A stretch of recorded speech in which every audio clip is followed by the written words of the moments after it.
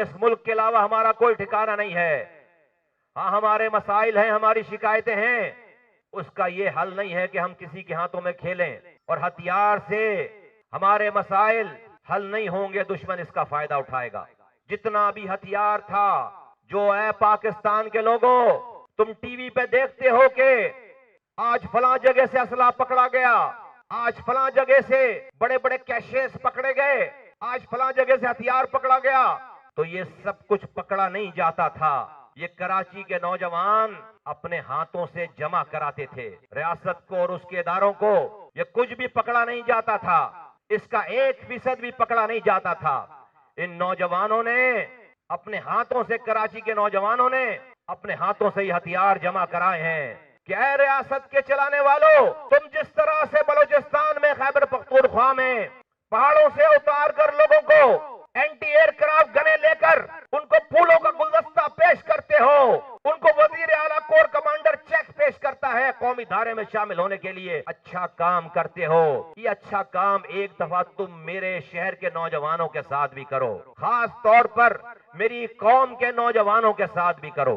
उस वक्त जो एस्टेब्लिशमेंट और रियासत के जिम्मेदार थे इदारों के, चूंकि अल्ताफ हुसैन बंदे मारता था, रॉ बैठी हुई थी पंजे गाड़कर, 35 सालों से ऑपरेशन कर करके थक गए थे, रॉ के तसल्लुत को नहीं खत्म कर सके थे और कराची ब्लीड कर रहा था, रस रहा था, खून रस रहा था।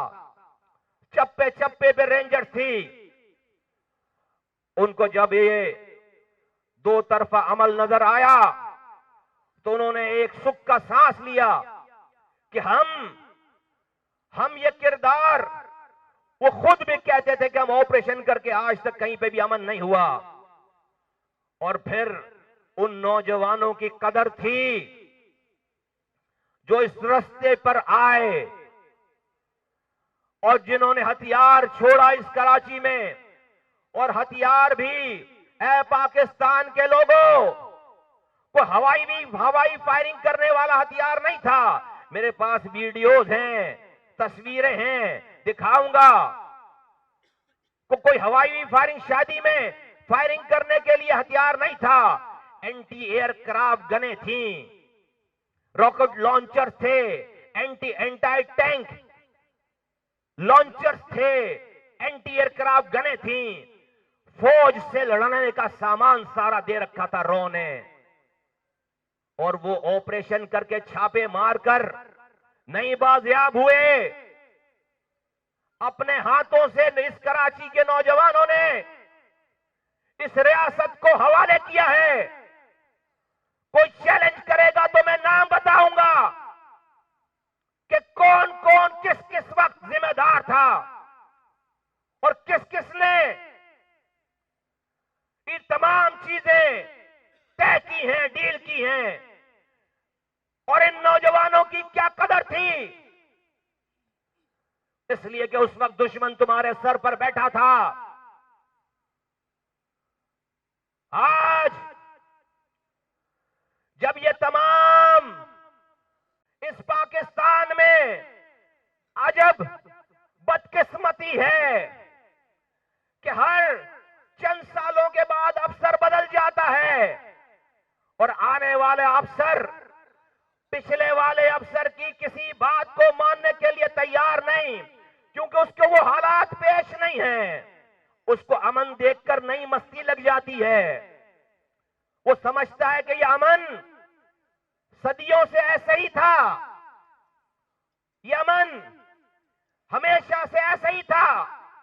उसको फिर अपनी अफसरी का घमंड हो जाता है, उसको अपनी अफसरी का जोर हो जाता है, और वो कोई इंस्टीट्यूशनल मेमोरी नहीं है इस पाकिस्तान में। इदारे की कोई मेमोरी नहीं है, इदारे की कोई याददाश्त नहीं है। इंडिविजुअल्स पाकिस्तान चला रहे हैं, मूड पे पाकिस्तान चल रहा है, अपनी पसंद नापसंद पे पाकिस्तान चल रहा है। आने वालों को जब अमन मिला तो वो पिछले हालात भूल गए, सारे हालात भूल गए। फिर नुक्ताचीनी शुरू हो गई कि मुस्तफा कमाल के पास फलां क्यों आ रहा है, मुस्तफा कमाल के पास फला लड़का क्यों आ रहा है, मुस्तफा कमाल के पास वो क्यों आ रहा है, उसके ऊपर तो ये इल्जामात हैं, उसके ऊपर तो ये इल्जामात हैं, उसने ये किया, उसने ये किया। जब वो लड़का हथियार लेकर खड़ा था, तुमसे लड़ाई कर रहा था, तो तुम उस वक्त के तुम्हारे लोग मिन्नतें कर रहे थे कि इनको सीधे रास्ते पे लेकर आओ। आज जब उसने रियासत की कदर करके पाकिस्तान का हिस्सा बन गया है, तो आज तुम उस पर, आज के लोग उस पर सवालात उठाते हो। तो उसी वक्त उससे लड़ना था जब उसके हाथ में हथियार था। अपने लोगों से पूछो, सब जिंदा हैं, कि क्या इन लड़कों से, कराची के नौजवानों से क्या तय किया उन्होंने? ये सब जिंदा हैं। हम ज़र्फ वाले लोग हैं, सीनों में राज रखने वाले लोग हैं। आज आप ये कहते हैं फला ये है, फला ये है, ऑब्जर्वेशन है, रेड मार्क है, पता नहीं ये सुधरे भी या नहीं सुधरे। 6 सालों में पत्थर नहीं मारा। आज अमन हमारी वजह से है। हम पर जो वाजिब भी नहीं थी कुर्बानी, हमने वो कुर्बानी दी है। आज भी अगर हमें कोई अच्छी अच्छी सामने बातें करे और अपनी पॉलिसी में हमें शक की निगाह से देखे, इससे बड़ी बदकिस्मती पाकिस्तान की हो नहीं सकती। तो आज के दौर के रियासत के लोग होते उस जमाने में, तो जैसे ही हजरत उमर ने तलवार रखी थी, उसकी जीआईटी बनाते कि अब बता तू पहले क्या कर रहा था। नहीं बनाई, हुजूर ने नहीं बनाई जीआईटी कि उमर पहले क्या कर रहे थे। कलमा पढ़ने के बाद नहीं बनाई जीआईटी कि पहले का हिसाब तो है। पाकिस्तान चलाने वालों, तुम मेरे निहत्थे साथियों पर और मुझ पर पंजाब से किसी दहशतगर्द को लाकर गोली चलाकर मारना चाहते हो, मुझे यह कबूल नहीं है। अगर मुझे मरवा नहीं है तो मुझे शहर के अल्ताफ हुसैन से गोली पड़वाओ, मुझे बाहर से लाकर किसी से गोली मत पड़वाओ। मुस्तफा कमाल तुम्हारे किसी एजेंट पंजाब से लाकर एजेंट से गोली नहीं खाएगा। मुझे अगर गोली मारनी है, अल्ताफ हुसैन को बड़ा करो, उससे गोली पड़वाओ मुझे, मेरे निहत्थे साथियों को। आज ये अमन, ए पाकिस्तान चलाने वालों, मैं हैरत ज़दा हूं तुम्हारी किस्मतों पे, तुम्हारी सोच पर कि तुम किसके साथ क्या बर्ताव कर रहे हो। इस पाकिस्तान को दुश्मनों की जरूरत नहीं है। हमने अपना खून देकर, मेरे नौजवानों ने अपना खून देकर, अपनों से ताने सुनकर इस पाकिस्तान को, उस दुश्मन को, इंडिया वो दुश्मन था, उसके तसल्लुत को, अल्ताफ हुसैन तो एक छोटा सा फैक्टर है इंडिया का, पीछे तो इंडिया है, पीछे तो रॉ है। तुम उस दुश्मन को फौज लगाकर नहीं खत्म कर सके थे। ये मेरे नौजवानों ने अपने किरदार से, इनके खून में पाकिस्तान बनाने वालों का खून है। इन्होंने अपने आबाव अजदाद के खून की तजदीद की है। इन्होंने इस पाकिस्तान को बचाया है। 20-20 लोग, 22-22 लोग जब मरते थे तो इन लोगों की कदर थी। आज अमन हो गया है, इनकी कदर चली गई है और हमें दीवार से लगाए जा रहे हो, लगाए जा रहे हो, लगाए जा रहे हो। 6 साल हो गए, समझा रहा हूं, नहीं समझ में आ रही बात। 6 साल हो गए सब्र करते हुए, समझाते हुए, सब्र करते हुए, समझाते हुए। साहब लोगों को समझ ही नहीं आ रही बात। साहब लोगों को मस्ती लग गई है अमन देखकर। जो पहले साहब थे, उनको जब रोजाना 20 लोग मरते थे और वो मौजूद थे बंदूक लेकर, तो सब अच्छा लगता था। रहा ये, बड़ी समझ आती थी सारी बात। अब सब लोगों को अमन देखकर ये सब मस्ती लग गई है। तो मेरा काम है आवाज लगाना पाकिस्तान के लोगों के सामने, इस शहर का और इस मुल्क का। ये मेरा नुकसान नहीं, इस मुल्क का नुकसान है। इस मुल्क का मुकदमा रखना कि किसी जात, किसी इंडिविजुअल की सोच से इस मुल्क को नुकसान हो रहा है, किसी इंडिविजुअल की सोच से, तंग नजरी से, सोच से इस मुल्क को नुकसान हो रहा है। बड़ा कारनामा अंजाम दे दिया पाकिस्तान के लिए, बड़ी खिदमत अंजाम दे दी पाकिस्तान के लिए। पीटीआई को 14 सीटें लाकर दे दी गई। वो इमरान खान जो हाथ नहीं मिला रहा पूरा, उसको कराची दे दिया और देकर उसको आजाद कर दिया और पीछे से उसकी सेटिंग करा दी पीपल्स पार्टी के साथ कि एक दूसरे को गालियां बकते रहो और सेटिंग में रहो, न तुम उसको छेड़ना न तुम उसको छेड़ना। खुली आजादी पीपल्स पार्टी को मिल गई, एमक्यूएम को उनका पार्टनर बना दिया और 4 साल जाया किए। अल्लाह अल्लाह करके उस अजाब से जान छूटी है। तो अब ये नया ड्रामा कि एक उस जमात को जो तुमने पहले बैन किया, जिसको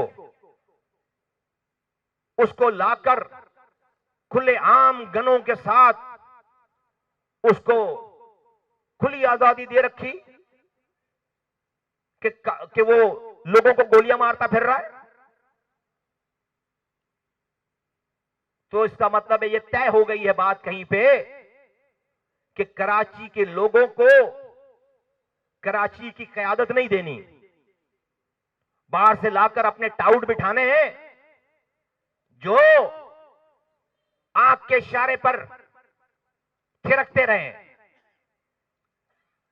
जिसको लोगों का सामना ना करना पड़े। उसके एमएनए एमपीए बन जाएं, वो कोई जाकर लाहौर बैठ जाए, कोई जाकर बनी गाला बैठ जाए, लीडर को तो कोई मिलेगा ही नहीं। उनको नहीं देना शहर जेन्युइन लोगों को, जो कि शहर के रहने वाले हैं। तय हो गई है कहीं ये चीज। एक तजुर्बा नाकाम हुआ, दूसरा तजुर्बा शुरू हो गया। अल्लाह के रसूल सल्लल्लाहु अलैहि वसल्लम का नाम लेकर किसी को भी मारते हैं, किसी को भी यरगमाल बनाते हैं, पुलिस वालों को मारते हैं, तो फौरन इन बच्चों को समझाने के लिए बाजवा साहब जो है वो बिजनेस क्लास का टिकट देकर इसी मुफ्ती मुनीबुर रहमान को बुलवाकर अपनी तस्वीर खिंचवाते हैं। बाजवा साहब सोशल मीडिया पे जारी करते हैं। दिमाग खराब तो होना है, दिमाग खराब तो होना है। औकात ही नहीं थी। लियारी एक्सप्रेसवे बन रहा था, मैं मेयर था, प्लॉट मांगते थे ये लियारी एक्सप्रेसवे में कि लियारी एक्सप्रेसवे के जो मुतासिरीन के प्लॉट उसमें हमें भी प्लॉट दे दें। ये औकात है, ये औकात है। आज अब्बू बने हुए, आज अब्बू बने हुए, क्योंकि बाजवा साहब बुलाकर जब ये बच्चे कोई शरारत करते हैं, बाजवा साहब इनके अब्बू को बुलाकर तस्वीर खिंचवाते हैं, बड़े हो गए। आज वो अनीस कायम खानी पे ट्वीट कर रहे हैं, इंसान के बच्चे बनो, इंसान के बच्चे बनो, औकात में रहो सारे के सारे। हमारी खामोशी को कमजोरी मत समझो। आप मुझे और मेरे नौजवानों को दोबारा उसी तरफ धकेल रहे हो, दोबारा उसी तरफ धकेल रहे हो, दोबारा उसी तरफ धकेल रहे हो। मैं क्या सिटिंग डक की तरह निहत्ते? आप किसी को भी लाइसेंस दे दो, कोई भी आकर मुझे मेरे साथियों को मारकर चला जाए और हम ऐसे बैठे रह जाएं, नहीं, ये नहीं होगा, ये नहीं हो सकता। रियासत को फैसला करना पड़ेगा, ये नहीं हो सकता। हम पर जो वाजिब भी नहीं थी, हमने वो भी कुर्बानी, वो भी कर्ज अदा कर दिया है। अगर यही गेम है, आपने क्या साबित किया है परसों इलेक्शन में कि इस शहर में हथियारों के बगैर सियासत नहीं हो सकती? ये साबित कर रहे हो ना आप, ये साबित कर रहे हो। कि इस शहर में हथियारों के बगैर सियासत नहीं हो सकती, इस शहर में हथियारों के बगैर इलेक्शन नहीं लड़ा जा सकता। जिसके पास बंदूक होगा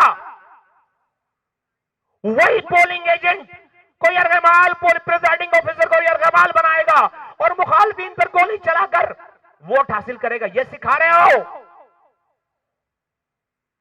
ये सिखा रहे हो तो ऐलान करो, फिर सबको बंदूक दो, फिर जो जिएगा वो हुक्मरानी करेगा, इलेक्शन जिएगा, जीतेगा। इस मामले में फिर नहीं जीत सकते, नहीं जीत सकते। आज इन्हीं नौजवानों की लिस्टें निकाल कर बैठते हैं, इसके ऊपर तो इतने केसेस थे, इसके ऊपर तो इतने केसेस थे। जब वो हथियार लेकर बैठा था उस वक्त याद, जब दे रहा था उस वक्त याद नहीं आया? उस वक्त वो हीरो था। पूछो अपने पहले वाले से, आप आज उस वक्त बैठे हो जब आपको ये अमन वाला कराची मिला है, तो आपको ये अमन रास नहीं आ रहा? हर को समझाएंगे हर 3 साल के बाद, यही काम रह गया हमारा। ए पाकिस्तान चलाने वालों, मुझे इंसाफ चाहिए, मुझे इंसाफ चाहिए। ये मुल्क हमारा है, हम किसी पोस्टिंग पर नहीं आए हुए यहां पर, हम यहीं मुस्तकिल हैं, यहीं जिएंगे, यहीं मरेंगे, हमें जाना नहीं है।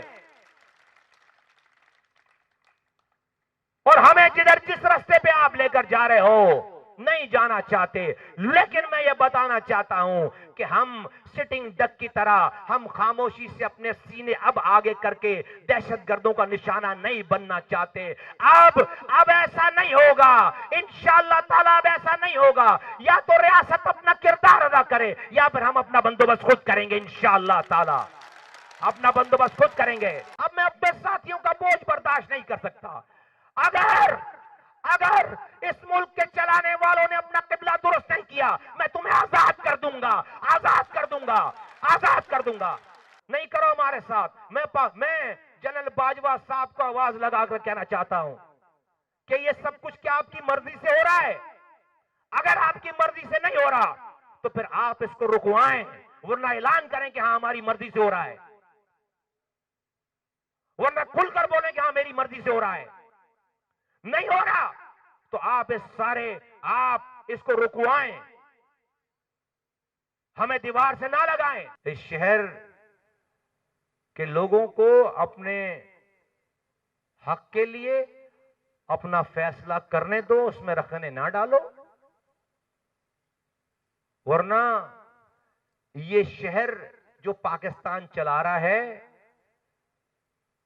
इस शहर में तबाही बर्बादी हुई, लोग बदजन हुए, तो ये शहर तबाह नहीं होगा, पाकिस्तान तबाह होगा। बहुत मुश्किल से हम इस जगह पे आए हैं, हमें यहां से वापस 10 साल पहले ना भेजा जाए। और आज मैंने आपके सामने, पाकिस्तान वालों के सामने सारी बातें खुलकर रख दी हैं कि शहर से असलहा पकड़ा नहीं गया, नौजवानों ने दिया है। हमारे सामने बैठकर तारीफें करते हैं, बहुत पीछे से अपने रैंक लगाते हैं, अपनी तरक्की प्रमोशन कराते, और वहां बैठकर इन्हीं लड़कों के ऊपर, इन्हीं लोगों के ऊपर क्वेश्चन मार्क करते हैं।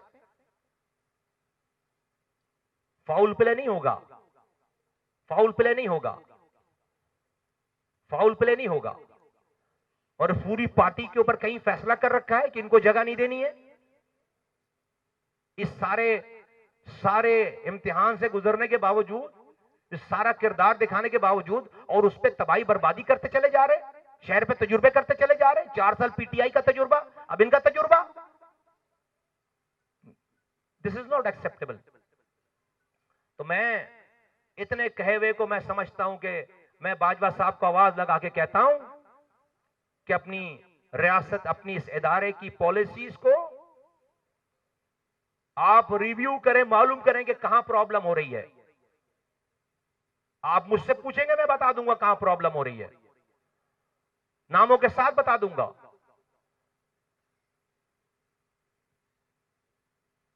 जो पहले वाले लोग थे, जब यह शहर खराब था, जब मर रहे थे लोग, उनसे बुलाकर बैठकर पूछें किसकी क्या कंट्रीब्यूशन है। 90 से असलहा पकड़ा नहीं गया, इन नौजवानों ने दिया है, जिसकी आप बड़ी बड़ी तस्वीरें खिंचवाकर प्रमोशन ले रहे हैं। एंटी एयरक्राफ्ट गने थी, अल्ताफ हुसैन ने फौज से लड़ने के लिए असला जमा कर रखा था, हवाई फायरिंग के लिए नहीं। ये कुर्बानी कम कुर्बानी है।